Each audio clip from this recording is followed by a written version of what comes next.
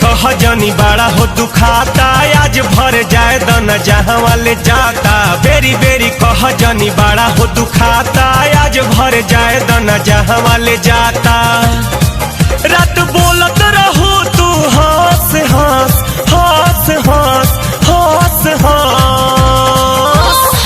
बस राजा बस बस करो त लहंगा लस लस।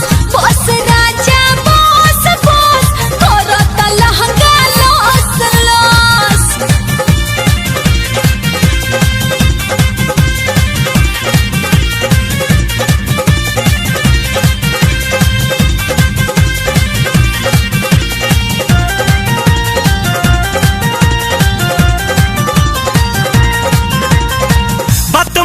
डार्लिंग आज बनल बा मूड औरी मिजाज हो।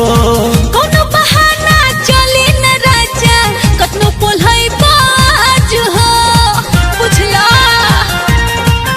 हाँ बात मानो डार्लिंग आज बनल बा मूड औरी मिजाज हो।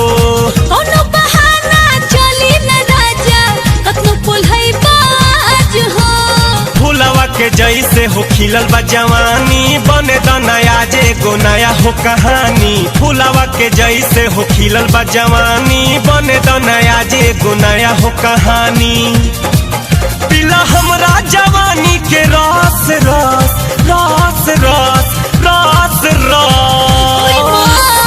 बस राजा बस बस करो त लहंगा लस लस। बस राजा बस बस करो त लहंगा लस लस। सुनला?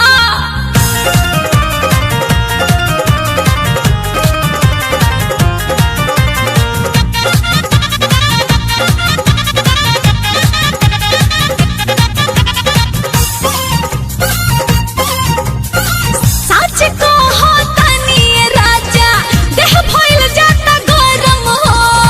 काहे कर तारुए रानी इतना हमरा से शर्म हो। सच कहो तनी राजा, देह भइल जाता गरम हो। काहे कर तारुए रानी इतना हमरा से शर्म हो। चल फार्मूला हम सिखाए में गो सुपर, तू रहिया नीचे हम रहम ऊपर। चल फार्मूला हम सिखाए में गो सुपर, तू रहिया नीचे हम रहम ऊपर। मजा आई खूबे हो जस जस जस जस जस जस। बस राजा बस बस करो त लहंगा लस लस। बस राजा बस बस करो त लहंगा लस लस।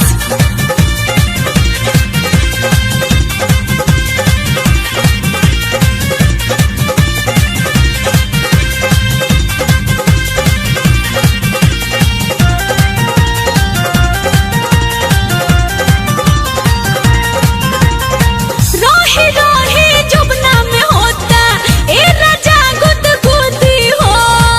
आवना मलवाला तू जल्दी ना तो चोली से कूदी हो। रोही रोही जुबना में होता ए राजा गुदगुदी हो।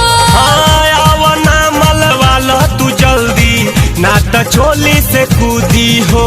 तोहे पुरुषोत्तम ढेर समझैले, प्रेमवा के पोखरी में खूबे नहैले। तोहे पुरुषोत्तम ढेर समझैले, प्रेमवा के पोखरी में खूबे नहैले।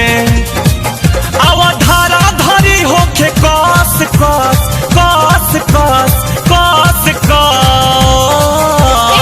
बस राजा बस बस करो त लहंगा लस लस।